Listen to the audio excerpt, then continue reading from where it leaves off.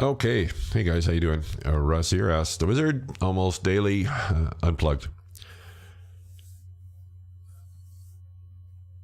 So this is a thought that popped into my awareness this morning.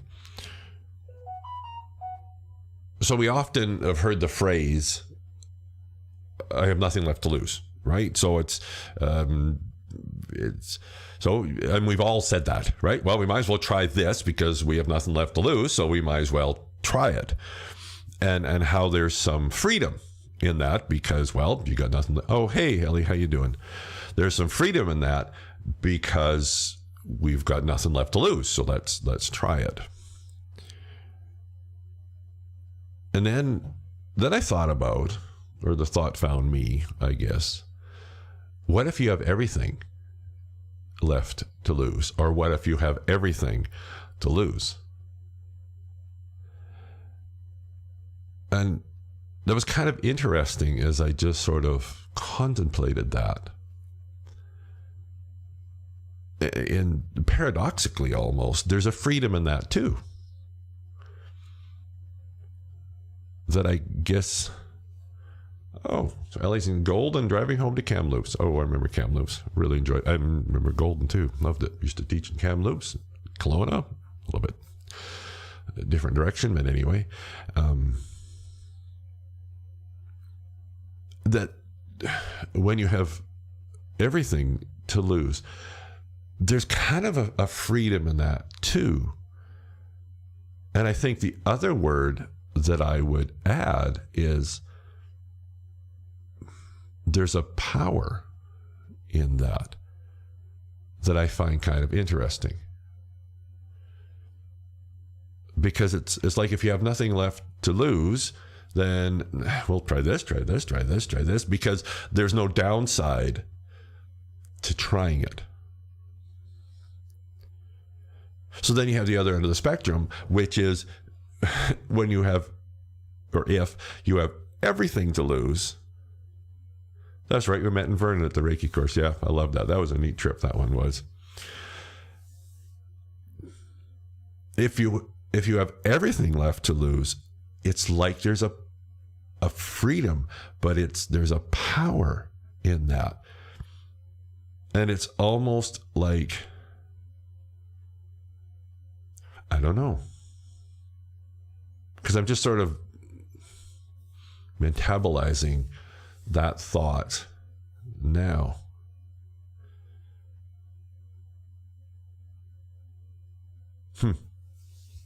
I don't know. It's interesting. It just feels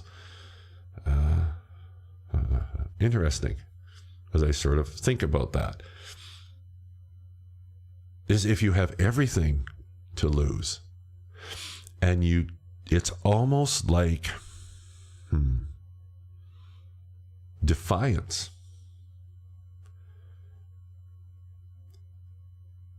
And it's, sorry, I'm just sort of exploring it on the moment here.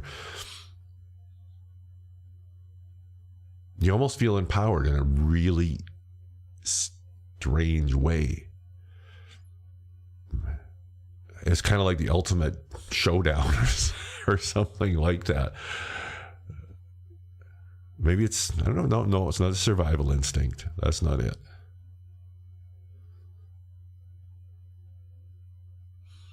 It's claiming, I'm just kind of using words here. It's claiming your right to be here on this earth and to live your life while you're still, these lines from songs have been popping up a lot lately. Bon Jovi, right? I just want to live while I'm alive. So maybe it's that. You know, maybe there's that freedom when you're faced with the potential of having everything to lose. Then maybe your focus is on living in this moment, right? And standing in this moment and claiming your right to stand in this moment, to be who you are, to desire what you desire, to choose Nickelback, geez, here I am popping all these songs. Never too late to shoot for the stars. And I think it's a place that, it's our first thought in the morning when we get up isn't, geez, I wonder if I'm in a position where I have everything to lose today. Right? We don't think about that. It's usually the other direction, right? It's the whole, and I'm not trying to downplay the value of this, the kind of the manifesting and the feeling good, and then, there's a friendly universe and all that kind of stuff.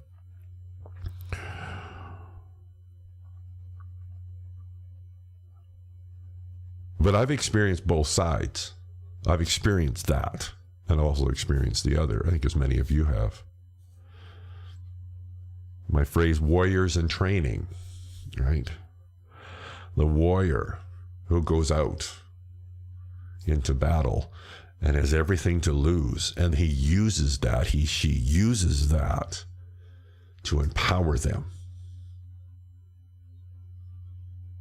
I'm just kind of freestyling here, but the firewalk early in my spiritual journey, I attended a firewalk. This had to have been, like I said, early on. The firewalk it's a seminar about personal empowerment, blah, blah, blah, blah. And then at the end of it, you have the opportunity to walk safely barefoot over a bed of coals. And it's so powerful in so many ways. And one of them is, one of our primal fears, not just us, but other critters and stuff too, is if you're a fire. And anybody with a brain knows that if you have bare feet and you stand on glowing red coals, they're going to burn, right? You just know that. But when your foot touches the grass on the other side, you know that at least that time it wasn't true. That absolute. And it's pretty trippy, any of you that have experienced that, because this is red hot coals. I don't know, 800-900 degrees Fahrenheit is crazy hot, and the heat's radiating off of it, and you're looking at the bare feet, right? I can remember on the way out, again, the freestyling, on the way out, sort of looking at my feet and the bottom of my feet, going, wonder what they're going to look like in a couple hours, right? I took a picture, it's somewhere, I don't know where, afterwards, and when I got back, and they were black to be sure, but that's all they were, was just that.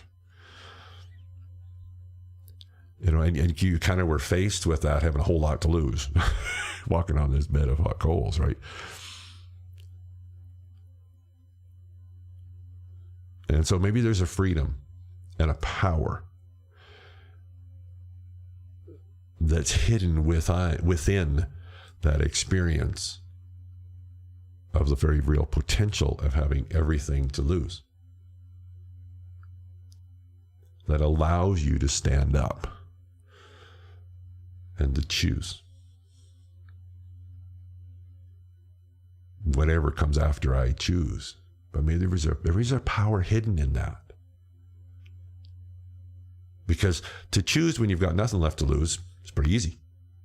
To choose when you have everything left to lose, that's a whole different story. And maybe that's what it is. Maybe that's in the midst of that, saying, I'm going to choose anyway. I don't care. It's like a defiance. I don't care. I'm choosing. Even though I'm faced with everything left to lose, I'm choosing anyway.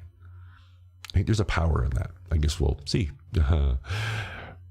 Anyway, thanks for tuning in. Thanks, Ellie, for commenting and watching and liking everything that I put up there, and I sure do appreciate it a whole lot. My voice hung in, so I'm pretty good there. Ask the Wizard. Unplug. See you guys.